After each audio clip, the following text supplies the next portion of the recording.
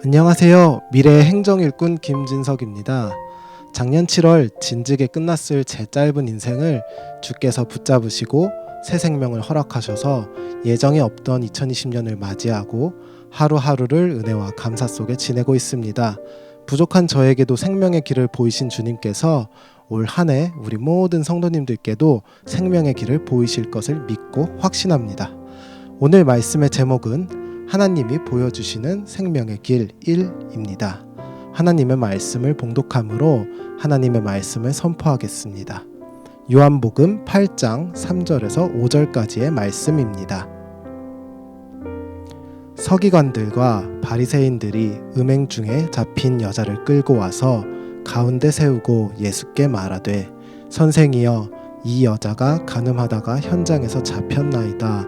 모세는 율법에 이러한 여자를 돌로 치라 명하였거니와 선생은 어떻게 말하겠나이까. 아멘. 사람 손 붙들지 말고 꼭 주님 손 붙들고 가시기 바랍니다. 이념의 손을 붙들지 말고 꼭 진리의 손을 붙들고 가시기 바랍니다. 주님께서 2020년 여기 모이신 모든 분들 단 한 사람도 빼놓지 않고 손을 꼭 잡아주실 겁니다. 그리고 절대 그 손 놓지 않고 여러분 손 꼭 붙들고 저 천성까지 인도해 가실 겁니다. 그 은혜 속에서 사는 저와 여러분 되길 바랍니다. 2020년 이 즈음에 한국 사회를 뒤돌아보면 편가르기가 대세인 것 같습니다. 야, 너 진보냐? 아니면 보수냐? 너 흑수저냐? 너 금수저냐? 너 도대체 사상적으로는 무엇이고 정치적으로는 뭐고 종교적으로 네 색깔은 뭐냐? 야, 너 최저임금 어떻게 생각하냐? 그거 그 한 시간에 10,000원은 돼야 되지 않아? 어떻게 생각해 너? 야, 니네 교회에서는 뭐라고 그래? 뭔가 이슈가 생기면 그걸로 자꾸 편을 가르게 됩니다. 그리고 어딘가 한쪽에 속해 있지 않으면 좀 불안해집니다. 한동안 박근혜 전 대통령 끄집어내야 되냐? 가둬야 되냐? 한참 편가르기가 있었습니다. 그러다가 지금은 문재인 대통령을 향해서, 야, 너 문재인 대통령 편이냐? 아니냐? 또 편가르기가 한참 진행됩니다. 또 4월 총선이 되면 또 편가르기가 진행이 될 겁니다. 그런데 여러분, 네 편, 내 편이 있을 수는 있겠지만 이 손에 돌을 들어서는 안 될 것 같습니다. 내 편이 아니라고 그래서, 나와 생각이 다르다고 그래서 상대방을 향해서 돌팔매질을 한다면 그것은 비극이 아니겠습니까? 어떻게 하다가 이 나라가 국론이 분열이 되고 편을 가르는 그런 나라가 됐는지 모르겠습니다. 그것은 아마도 이 안에 진리가 식어졌기 때문에, 이 안에 진리가 식어지니 사랑이 식어지고, 진리와 사랑이 식어지다 보니까 거기에 편가르기가 생기고 미움이 생기고 원망이 생기고 불만이 생기고, 그것이 극대화되다 보니까 불안하고 우울하고 짜증나고 화가 나고 이런 것들이 현상적으로 더해진 것 아닐까요?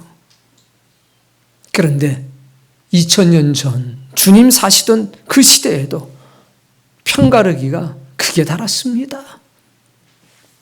종교적인 이유로 편을 가르고, 교리로 편을 가르고, 정치적 상황으로 편을 가르고, 자꾸 네 편, 내 편을 갈라대기 시작했습니다.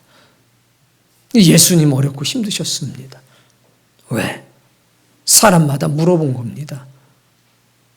예수야, 혹은 예수님, 너는 도대체 누구 편인가? 주님은 누구 편이십니까? 근데 예수님은 한 번도 사람 편에 쓴 적이 없습니다. 그분은 항상 하나님 편이셨습니다. 자, 예수님 당시 때 크게 세 개의 종파가 있었습니다. 바리새파, 사두개파, 에세네파, 그리고 헤롯 당원이라고 하는 정치 집단이 있었고, 열심당이라고 하는 또 독립운동을 하는 분들이 있었습니다. 그분들이 도대체 뭐냐? 먼저 율법이라고 하는 그 가치를 가지고 딱 보면 바리새파와 사두개파로 나누어집니다. 바리새인들은 하나님께서 우리에게 주신 613가지의 율법뿐만이 아니라 랍비들을 통해서 해석이 됐던 성문화된 장문화 유전들, 이 모든 것을 철저하게 지켜야 된다. 우리가 하나님의 율법대로 안 살아서, 말씀대로 안 살아서 이렇게 고통받는 거니까 율법 지켜야 된다. 이게 바리새파입니다. 바리새파 밑에 에세네파, 그리고 열심당, 다 율법을 지켜야 된다는 사람들입니다.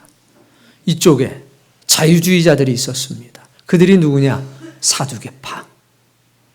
이들은 제사장 그룹이었습니다. 우리는 모세오경 그것 말고는 다른 건 안 믿는다. 그렇기 때문에 천사도 필요 없고 사단도 필요 없고 부활도 필요가 없다. 그저 지금 세상을 잘 살아가면 되는 거지 부활이 어디 있냐. 현실주의자들이었습니다. 그리고 형식주의자들이었습니다. 제사 중요하지.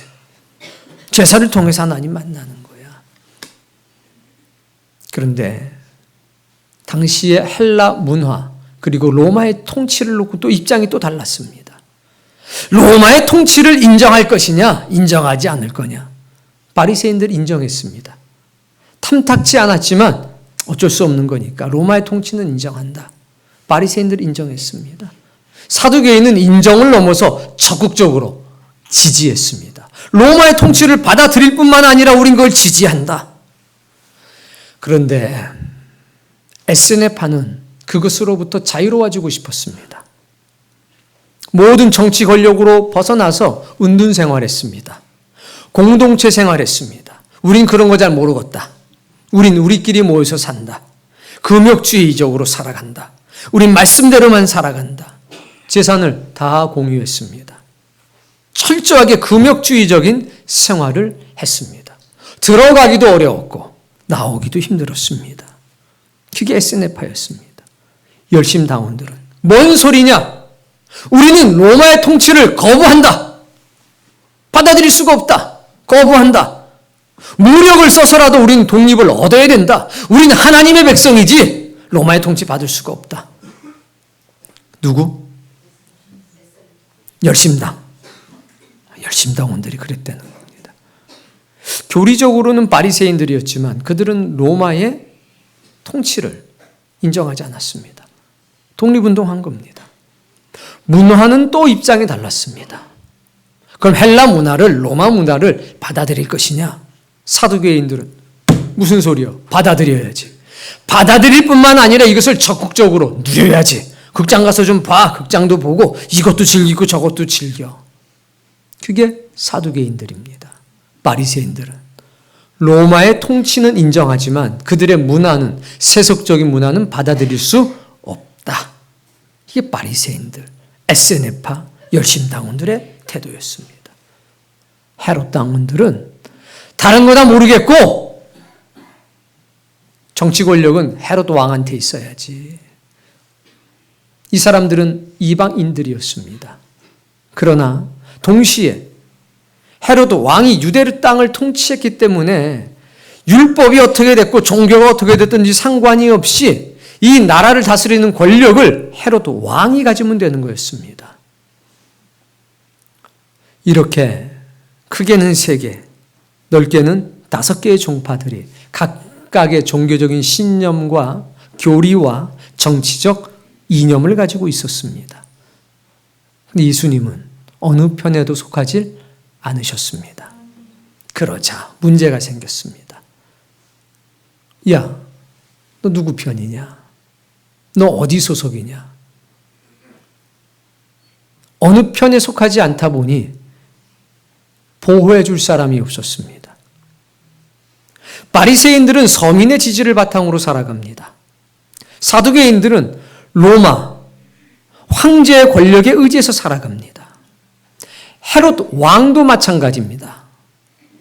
로마 왕국으로부터 받아가진 그 권력을 가지고 살아가는 겁니다. 그런데 예수님이 많은 서민들의 지지를 받기 시작하자 바리새인들이 시기심이 올라가기 시작합니다. 예수님이 라이벌이 된 겁니다. 자신들의 권력을 뺏어가는 사람처럼 여겨지기 시작하는 겁니다. 헤롯도 마찬가지였습니다. 사람들이 예수라고 하는 선지자 노릇해라 이겁니다. 그런데 왜 그 예수라고 하는 사람을 유대인의 왕으로 세우려고 자꾸 하느냐? 그건 안 되겠다. 헤롯 당원들하고 바리새인들은 가깝지 않았습니다. 그런데 예수님을 핍박하는 데는 의견 일치가 돼서 예수님 죽이는 데는 앞장서기 시작합니다. 왕은 안 된다는 거죠. 선지자 괜찮다는 겁니다. 그러나 왕은 안 된다. 그러니 예수 제거하자. 이렇게 된 겁니다. 바리새인들은 우리의 지지 기반이 서민들인데 서민들이 몰려가니 이거 안 되겠단 말이야.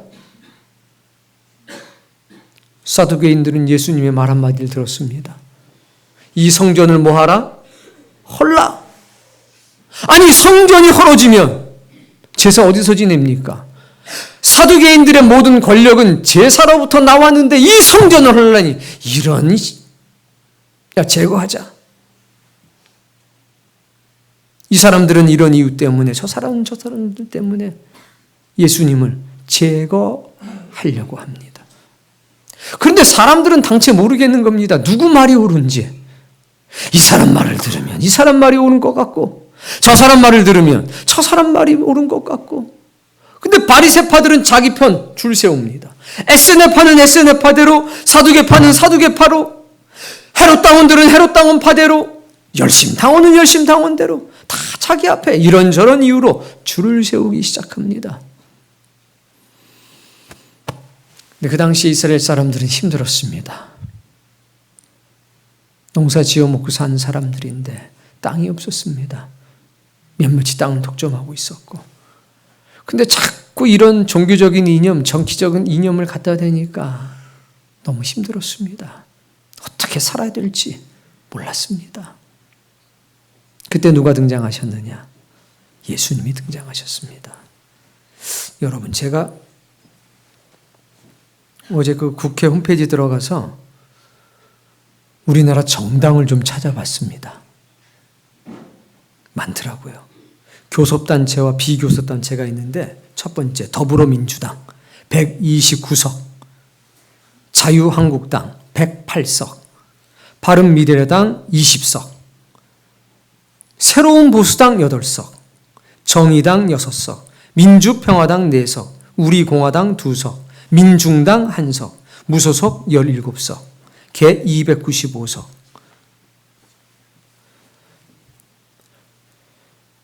저희 분들 뭐 하는 당인지 잘 모르는 당도 많습니다. 각자가 주장하는 이념들 있죠.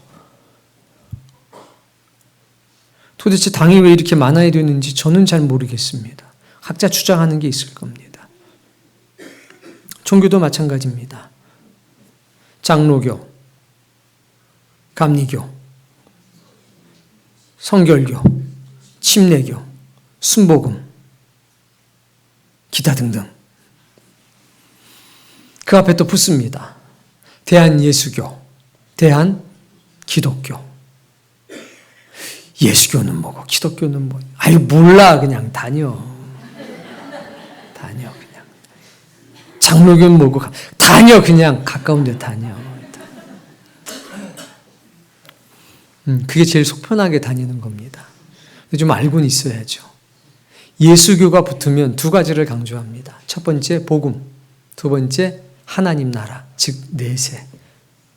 그래서 대한예수교 장로회는 복음적입니다. 두 번째, 천국, 하나님 나라에 대한 소망을 강조합니다. 기독교가 붙으면 현실 참여적입니다. 우리는 이루어질 나라에 대한 소망을 갖고 그것을 천국, 하나님의 나라라고 합니다. 근데 기독교가 앞에 붙으면 이 세상이 하나님 나라가 되어야 된다고 주장하는 겁니다. 그래서 대한기독교 장로회 그 목사님들은 한복을 옛날에 참 많이 입었습니다. 그리고 교회에 절로 없었습니다. 깜빵에 많이 가 계셨습니다. 이가다 많이 잡혀가셔가지고.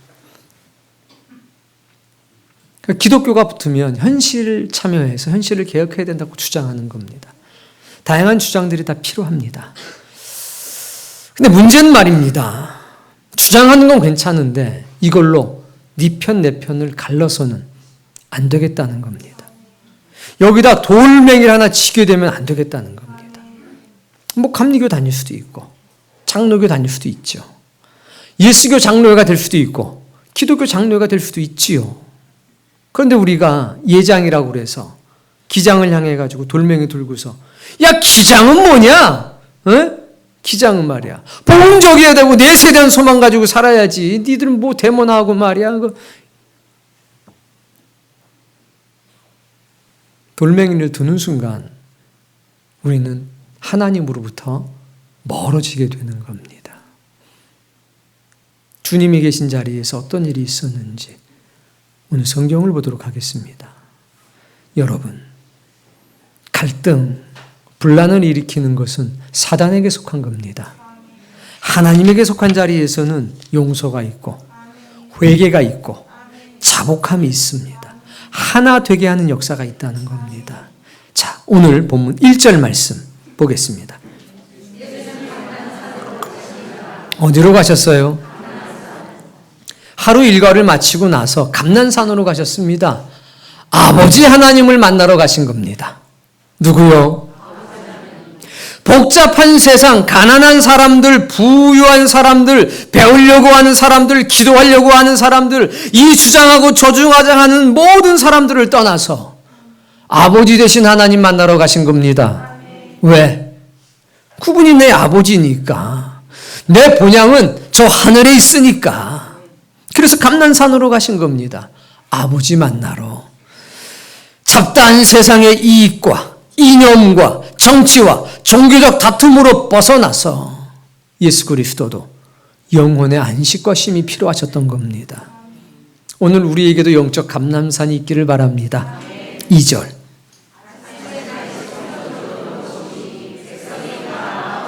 앉으사 그들을 예수님은 가르치셨습니다. 하나님의 나라를 가르쳤고 하나님을 아는 지식을 가르쳤습니다. 이분은 항상 아버지 하나님과 천국만을 이야기하셨지 교리를 이야기하신 적이 없습니다. 그런데 세상은 미워했습니다. 이유는 하나, 자기 편이 아니라는 이유 때문에 미워한 겁니다. 예수님께서 나는 교리적으로 바리새파다 그랬으면 바리새인들이 어떻게 했겠습니까? 지켰겠지요. 왜 우리 편이요? 우리 편이요. 바울이 어떤 문제가 생겼을 때 그러잖아요. 나는 가말리엘 문화에서 배웠다. 나는 태어나면서부터 바리새파였다. 그러니까 갑자기 바리새인들이 어떻게 합니까? 지키잖아요. 보호하잖아요. 야, 말한 게 하나도 틀린 게 없는데 왜들 그래 이놈들이 그냥 이러고 지켰어요. 예수님 어디 파에 속했던 적이 없습니다. 그래서 미움 받았어요. 이유는 하나, 내 편이 아니었기 때문에. 자, 이런 상황 속에서 3절.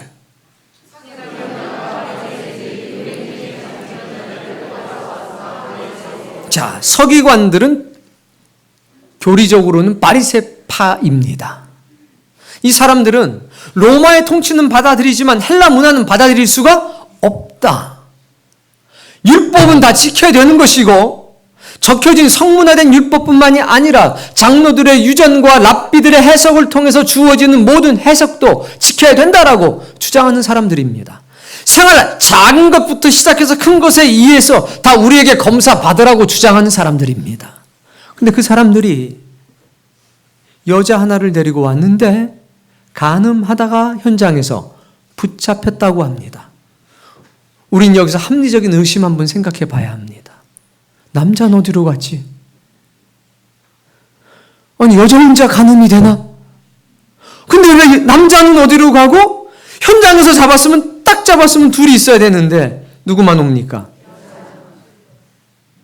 이거는 뭡니다. 이건 계략입니다. 자기 자신을 변명할 수 없고 변호할 수 없는 연약한 사람을 붙잡아 온 겁니다. 믿긴 겁니다. 어떤 믿기냐? 6절. 고발할 예수를 뭐 하려고? 예수님을 고발하려고. 내 편이 아닌 예수님을 제거하기 위해서 이 여인을 미끼로 삼은 겁니다. 자, 5절. 교리에 의하면, 율법에 의하면 간음한 여인은 돌로 치라고 명하였는데 선생님의 종교적 견해는 어떻습니까? 이렇게 물어본 겁니다.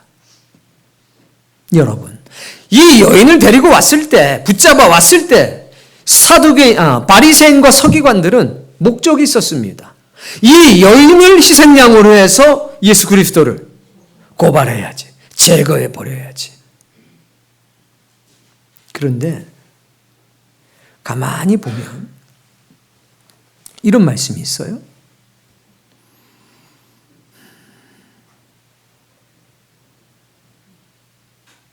현장에서 잡혔나이다. 어디서? 현장에서. 이 현장이 어딜까? 그 여자 집일까? 여관일까? 그 남자 집일까? 그리고 9절에 보면 어른으로부터 시작하여 젊은이까지 하나씩 나가고 돌멩이를 들고 있는 사람들이 많았다는 겁니다. 아니, 이 사람들은 도대체 어디서 온 거지? 여러분, 상황을 보니 이런 상황이 된 것 같습니다. 바리새인들과 서기관이 있었습니다. 간음하는 여인이 있었습니다. 간음하던 현장이 있었습니다. 붙잡았습니다. 약자를 골랐습니다. 자기를 변명할 수 없는 사람을 붙잡은 겁니다. 그리고 선동을 했습니다. 이 여인이 간음하다 붙잡혔습니다. 이 여인 어떻게 하면 좋겠습니까? 율법에는, 하나님은, 모세는 돌로 치라고 그랬습니다. 여러분 어떻게 생각합니까? 누구 편입니까? 사람들이 그 말을 듣고서 누구 편이 되어야만 했습니다. 이 여인 편이 되든지 서기관이나 바리새인 편이 되어야 됐습니다. 간음한 여자 편이 되든지 정죄하는 사람의 편이 되든지 편이 되어야 됐습니다. 그 사람들이 전부 다 뭘 잡았느냐? 돌을 잡은 겁니다. 왜? 그래야 하나님 편이 되고, 그래야 바리새 편이 되고, 그래야 정죄 받는 편이 아니라 정죄하는 사람 편이 되니까 돌멩이 든 겁니다. 불이익을 당할까 봐 다 돌을 든 겁니다. 그리고 따라간 겁니다. 근데 가보니 누가 있습니까? 예수님이 계셨습니다. 자, 6절에 보니까 예수께서 몸을 굽히사 앉아 계시다가, 말씀을 가르치시느라고 앉아 계시다가 허리를 구부리셨습니다. 그리고 손가락으로 땅에다가 무언가를 적으셨습니다. 주여 뜻대로 하시옵소서. 뭐 이렇게도 적을 수 있고, 아버지 이 여인을 살려주소서, 뭐 이렇게 적을 수도 있고, 뭘 적었는지 우리는 모릅니다만 적으셨습니다. 그 적으신 건 아마도 당신의 기도겠지요. 어떤 내용이 됐든지 거기 적으셨던 건 아무래도 아버지의 뜻을 구하는 그러한 내용이었겠지요. 7절.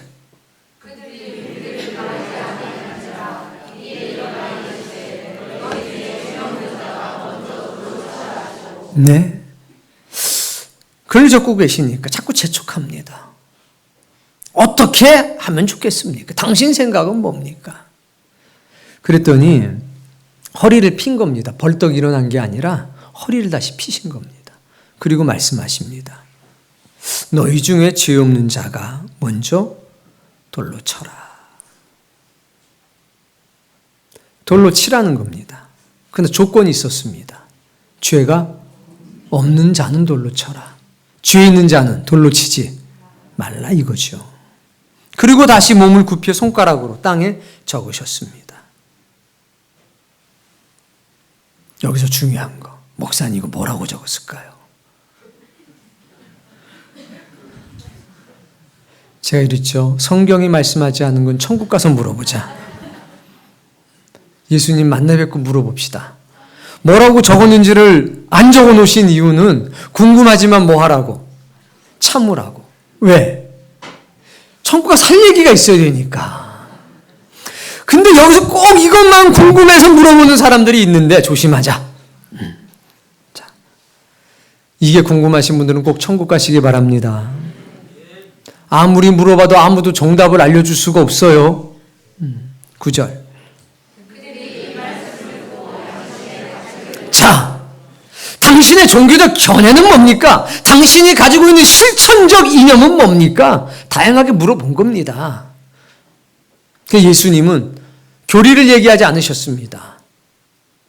예수님은 당신의 실천적 이념을 말씀하지 않았습니다. 예수님은 만약에 너희 중에 죄가 없는 사람이 있다면 돌로 쳐라. 이 말씀을 하셨을 뿐인데 9절에 보니까 교리적인 깨달음을 얻었다 이런 말이 없어요. 뭐라고 그러시냐면 양심의 가책을 느꼈답니다. 즉 죽었던 양심이 살아난 겁니다. 우린 이걸 뭐라고 그러냐? 선한 양심이라고 합니다. 은혜를 받으면 진리가 들어가면 선한 양심이 살아나기 시작합니다. 교리적인 깨달음 중요합니다. 그러나 그것보다 더 중요한 게 있습니다. 이념적 깨달음 중요합니다. 그것보다 더 중요한 게 있습니다. 뭐냐? 착한 양심, 선한 양심이 살아나는 게 중요하다는 겁니다. 양심이 살아나니까 양심의 가책을 느꼈습니다. 즉 힘없는 여인 편에 서지 못한 게 찔렸다는 겁니다. 누구나 다 생각했죠. 여자만 끌려오면 당연히 남자는 어디 갔지? 누구도 이 남자 어디 갔습니까? 라고 말한 사람 아무도 없었습니다. 말을 할 수가 없었던 거지요. 양심의 가책을 느꼈습니다. 어른으로부터 시작해서 젊은이까지 하나씩 하나씩 다 나갔습니다. 돌멩이를 내려놓은 겁니다. 10절.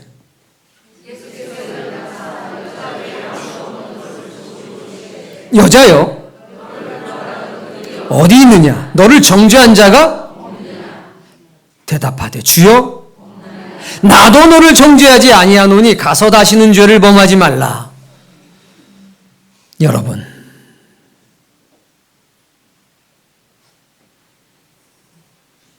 이 여인이 죄가 없다는 거 아닙니다. 주님도 분명히 말씀하셨습니다. 넌 죄가 없어. 이렇게 안 하셨고 나도 너를 정죄하지 않겠다. 무슨 얘기냐? 네가 죄를 진 건 맞지만 너에게 벌을 내리진 않겠다. 너를 비난하진 않겠다. 다시는 가서 죄를 범하지 말라. 이렇게 말씀한 거잖아요. 많은 사람들은 그 여인의 죄를 봤습니다. 그 여인의 죄를 보고 나는 너랑 달라. 다르니까 어떻게 해야 됩니까? 정죄해야 되는 겁니다. 돌멩이 들었습니다. 난 네 편이 아니야. 나는 너랑은 달라. 돌을 든 겁니다. 불쌍했지만 돌을 든 겁니다. 왜? 자칫 잘못하다가 나도 불이익을 당할 수가 있기 때문에 돌멩이를 든 겁니다.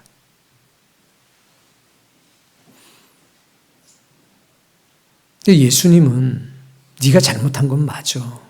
그런데 내가 너를 벌 주진 않을 거야. 정죄하진 않을 거야. 가. 그러나 다시는 죄를 짓지 주지 마. 사랑하는 성도님, 예수님께서는 절망 속에서 사망의 문턱에 있던 한 여인을 구원하셨습니다. 그런데 이 여인만 구원한 게 아니라 자신의 의지랑 상관이 없이 돌멩이를 손에 쥐었던 수많은 민중들이 있었다는 겁니다. 백성들이 있었다는 겁니다. 이들은 선택을 강요받았습니다. 너 이 여자 편 들 거야? 우리 편 할 거야? 너 죄인 편 들 거야? 정죄하는 사람 편에 쓸 거야? 선택을 강요받았습니다. 불이익이 무서워서 이거 들었습니다. 마음 한구석엔 깨림직한 게 있었습니다. 그리고 이 사람들이 어떤 나쁜 의도를 가지고 이야기를 꺼낼 때 이 여인은 돌에 맞아 죽어야 합니다. 그래야 예수님을 고발할 근거가 있지 않습니까? 느끼는 거죠. 이걸 예수님한테 묻어보는데 이게 불순한 의도가 있는데, 주님 이거 답변하시면 안 되는데, 치라고 그러면 안 되는데, 예수님도 치지 말라고 그러셔도 안 되는데, 치라고 그래도, 치지 말라고 그래도 이거 곤란해지는데, 이거 내가 여기 있으면 안 되는데. 예수님께 말씀 가르침을 받던 사람들도 자신들도 모르게 돌멩이 들었어요. 왜? 서기관들 앞 바리새인들의 기세에 눌려서 안 그러면 나도 같은 사람 취급 당하니까 돌멩이 든 거예요. 말씀 듣던 사람도 하나도 안 남았잖아요. 가르치고 계셨는데. 박근혜 대통령 참 나쁜 사람이다 했을 때 돌멩이 안 들면 너 박근혜 편이냐? 문재인 대통령 참 나쁜 사람이다 할 때 문재앙이다, 문죄인이다 돌멩이 안 들면 너 문재인 편이냐? 최저시급 10,000원 어때? 그거 좀 야, 너 이 문제 어떻게 생각해? 여러분, 선택을 강요받고 돌멩이 든 겁니다. 불이익 때문에. 그런데 이 사람 양심이 살아났습니다. 돌멩이 내려놓고 떠나갔습니다. 주님은 그들도 살리신 겁니다. 이 여인만 살린 게 아니라 손에 돌멩이를 들었던 그 사람들도 살리셨습니다. 이게 은혜고 이게 진리 아니겠습니까? 우리가 다른 생각 가질 수 있습니다. 그러나 돌멩이를 들어서는 안 되겠다는 거죠. 어떻게 사람의 생각이 다 일치하겠냐는 겁니다. 우리 여기 교우들 중에서도 일하시는 분들이 있잖아요. 최저시급 얼마가 적당한 것 같아요? 당연히 10,000원이지. 10,000원은 줘야 먹고 살 거 아닙니까? 자영업 하시는 분들이 있잖아요. 그분들한테 물어보면 10,000원 주기가 너무 힘들어요. 다 생각, 입장 다를 수 있습니다. 그러나 10,000원 주기 어렵다고 그랬더니 이런 지금 세상이 어떤 세상인데 능력 없으면 장사 말아. 능력도 없는 게 장사하고 사장질하고 그래. 망해야지. 그런 데는 이게 돌멩이 들고 던지는 거 아닙니까? 그분이 뭐가 돈이 많아가지고 장사하는 것도 아니고 먹고 살려고 하면 장사하는 건데 반대로 알바하는 애들 10,000원 받았으면 좋겠다고. 10,000원 받으면 좋지요. 20,000원 받으면 더 좋지요. 그럼 말해 뭐 하겠어요. 그런데 야 네가 네 돈 가지고 장사해봤어? 이것들이 어디서 그냥 돌멩이 던지는 건 아니지 않냐는 겁니다. 누구는 박근혜 전 대통령이 불쌍한 사람도 있겠고 누구는 좀 미운 사람도 있겠죠. 누구는 문재인 대통령이 좋은 사람도 있고 조금 미운 사람도 있겠죠. 당연히 사람은 각자 다른 생각 가질 수 있습니다. 그러나 선한 양심이 살아있으면 돌멩이를 들지는 않습니다. 나와 생각이 다르다고 해서 돌멩이를 듣지는 않습니다. 예수 그리스도가 서 계신 그 자리, 거기선 용서가 있었습니다. 동시에 회개도 있었습니다. 회개와 용서는 동시에 있어야지. 회개 없는 자리에 용서 없고 용서 없는 자리에 회개 없습니다. 그리고 은총의 문이 그 자리에 열려지게 되는 겁니다. 편가를 이렇게 강요하는 세상. 이것이 자꾸 심해질수록 사람들의 마음 메말라가기 시작합니다. 그리고 방황하기 시작합니다. 그리고 자꾸 이 불안해지기 시작합니다. 그런데 하나님께서 예수님을 통해서 보여주신 생명의 길, 이건 선한 양심의 회복입니다. 양심이 회복이 되니까 돌멩이를 내려놓게 됩니다. 네 편, 내 편이 아니라 불쌍한 자신의 영혼부터 보게 되는 겁니다. 불쌍한 거죠. 전부 다 신의 은총이 필요한 사람들인 겁니다. 이게 선한 양심이 회복되면 나타나는 일입니다. 아, 우리 아버지도 신의 은총이 필요하신 분이구나. 아이고, 내 아내도 내 남편도 신의 은혜가 필요한 사람이구나. 아이고, 내 아들도 내 딸도 우리 아버지도 우리 어머니도 서로 좀 위로가 필요한 존재구나. 아이고, 우리 사장님도 알고 보니까 불쌍한 사람이구나. 아이고, 우리 직원들도 위로가 필요한 사람들이구나. 이게 선한 양심이 회복되는 거 아닐까요? 사람의 편이 되거나 이념의 편이 되는 게 아니라 하나님 편이 되는 거. 이게 하나님께서 예수님을 통해서 우리에게 보여준 생명의 길 아닙니까? 생명의 길을 걷게 되면 사람이나 이념의 편이 아니라 하나님 편이 됩니다. 은혜와 진리의 사람이 된다는 겁니다. 생명의 길을 들어가게 되면 죄를 봅니다. 죄를 보고 정죄하지 않고 죄를 보고 이거 살릴 수 있는 길은 뭐가 있을까? 죄를 보는 거 똑같은데 죄를 대하는 태도가 달라지는 겁니다. 남편의 허물, 아내의 허물, 자식의 허물 볼 수 있습니다. 당연히 봐야 되죠. 그런데 생명의 길에 든 사람들은 그 허물을 보고 분노하지 않습니다. 측은한 마음이 생기는 겁니다. 아이고, 내 딸이, 내 아들이, 아이고, 오죽했으면, 얼마나 힘들었으면 그랬을까? 우리 남편이 얼마나 힘들고 어려웠으면 이랬을까? 주여, 어떻게 내가 위로해 줄 수 있을까요? 내가 어떻게 이 마음을 좀 보듬어 줄 수 있을까요? 생명의 길에 들어서면 허물을 보고 죄를 보고 어떻게 해야 위로해 줄 수 있을지, 어떻게 마음을 좀 회복시켜 줄 수 있을지 그 생각을 하게 됩니다. 이게 오늘 하나님께서 우리에게 보여주시는 생명의 길입니다. 너 잘못했지? 반성문 써. 반성문 써. 각서 써. 그리고 용돈 없어 그래. 정신 좀 차려 너. 한 3주 없어 용돈 너. 진짜 까불고 있어. 여보! 뭐 하는 거야 지금? 이 생명의 길에 서 있지 못하는 겁니다. 죄를 보지만, 허물을 보지만 생명의 길에 선 사람은 다르다는 겁니다. 오늘 예수님께서 그 길을 우리에게 보여주고 계십니다. 선한 양심이 회복이 되면 그 자리에 평화가 역사하기 시작합니다. 여러분, 인생의 문제는요, 월급이 적은 게 아닙니다. 양심이 굳어진 겁니다. 이 양심을 회복하는 것은 돌을 닦는다고 되는 게 아니라 이 안에 은혜와 진리가 담겨야 되는 겁니다. 2020년 세상은 우리를 더 힘들게 할 겁니다. 그 누구 편인지 자꾸 물어볼 겁니다. 야, 니네 교회는 누구 편이냐? 니네 목사님은 진보냐? 보수냐? 좌파냐? 우파냐? 뭐냐 도대체 니네 교회는 뭐냐? 우리는 한결같습니다. 우리는 하나님 편입니다. 우리는 은혜와 진리 편입니다. 우리는 들고 있는 돌멩이를 내려놓아야 된다고 주장하는 사람들입니다.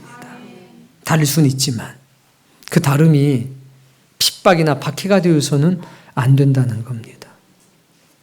허물이 있으면 그 허물을 용서하고 그 허물로부터 벗어나길 원하는 거지요. 오늘 주님께서 여러분을 찾아오셨습니다. 그리고 우리 각자가 느끼게 무언가 말씀하셨을 겁니다. 얘들아, 너희 중에 만약에 죄가 없는 사람이 있다면, 너희 중에 허물이 없는 사람이 있다면 돌로 쳐. 그건 치라는 게 아니지 않습니까? 나를 보라는 겁니다. 얘야, 너도 신의 은총이 필요하지 않니? 너도 하나님의 돌보심이 필요하지 않니? 쟤도 똑같아. 쟤도 똑같아. 사랑하는 성도님, 우린 하나님 편입니다. 젊은 친구들 많이 힘들죠? 취업 문제 때문에 많이 힘들 겁니다. 먹고 사는 문제 때문에 많이 힘들 겁니다. 그러나 그 고민이 없는 사람이 없습니다. 그 문제를 해결하기 전에 먼저 하나님과 내 관계가 어떤지 먼저 돌아보셔야 되겠습니다. 그리고 마음에 갈등이 있죠. 올해는 11조 좀 더 올려야 될까? 올해는 좀 기도하는 시간을 좀 더 해볼까? 새벽 기도 나가야 되나? 올해는 뭐 좀 저녁 예배라도 좀 더 나가볼까?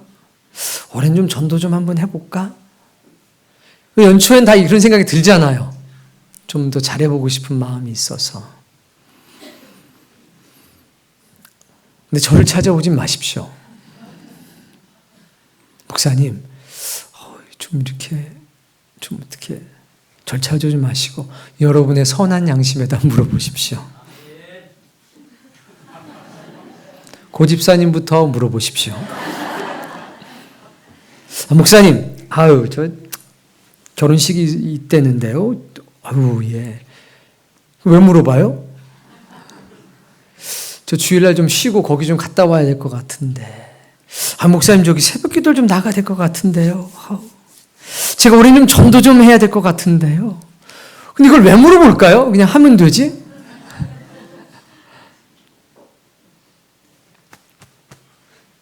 사랑하는 성도님, 올해 갈등이 없기를 바랍니다. 갈등이 있다면 선한 갈등, 좋은 것 2개 중에서 어떤 걸 할까? 이런 것만 있기를 바랍니다. 그래서 절대 2020년에는 돌들지 맙시다. 누구를 향해서도 돌들지 말고 돌 내려놓고 이쪽 손에는 주님 손 붙들고 이쪽 손에는 좀 부족한 사람 손 붙들고 갑시다.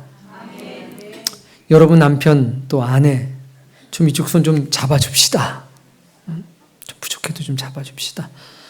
여러분 부모님들 좀 여러분 볼 땐 좀 아무 생각 없는 것 같고 그 밀어난 것 같고 융통성도 없는 것 같아도 좀 부모님 손도 좀 잡아줍시다. 꼭 좀 잡아줍시다. 이쪽에는 예수님 손 붙잡았으니까 한쪽 손으로는 부모님 손 꼭 좀 잡아줍시다. 여러분의 부모님도 위로가 필요한 사람이라는 사실 이거 좀 기억합시다. 하나님 위로해 주세요. 하나님 위로하니까 너도 좀 위로 좀 해주라 이거예요. 그리고 우리 자녀들 생각도 없고 도대체 뭔 생각으로 살아가는지 모르겠는 그 우리 자녀들 다 생각 있어요. 이 손으로 좀 그 자녀들도 좀 잡아주고 안아줍시다. 생각 없는 것 같아도 다 힘든 게 있어요. 안 그래요? 뭐 생각 아무것도 없는 것 같죠? 안에 다 있어요. 자기도 갈 길을 모르는 거죠. 한쪽 손으로는 주님의 손을 붙들고 다른 쪽 손으로는 도움이 필요한 사람, 좀 부족한 사람들 꽉 잡고 생명의 길을 함께 걸었으면 좋겠습니다. 편 가르지 말고 편 나누지 말고 그저 이 안에 은혜와 진리를 구하면서 2020년 살아가길 바랍니다. 주님 오셔서 우리의 손에 혹시 돌멩이가 쥐어져 있다면 이 돌을 놓게 하옵소서. 우리 하나님 앞에 선한 양심이 살아나서 세상에 빛이 되고 소금이 될 수 있는 그런 사람이 되게 해 주옵소서. 그리고 우리의 눈물로 우리의 발을 적실 뿐만 아니라 은혜가 필요하고 위로가 필요하고 진리가 필요한 사람들의 머리도 적시고 손도 적시고 영혼도 적시고 그들의 삶도 적실 수 있도록 우리의 선한 양심이 더 회복되게 하옵소서. 죄를 보고 정죄하지 말고 죄를 보고 살리는 길을 찾는 그런 사람 되게 해주옵소서. 사람이나 잉여에 편되지 말고 오직 하나님 편되고 은혜와 진리에 편돼서 살아가게 하옵소서.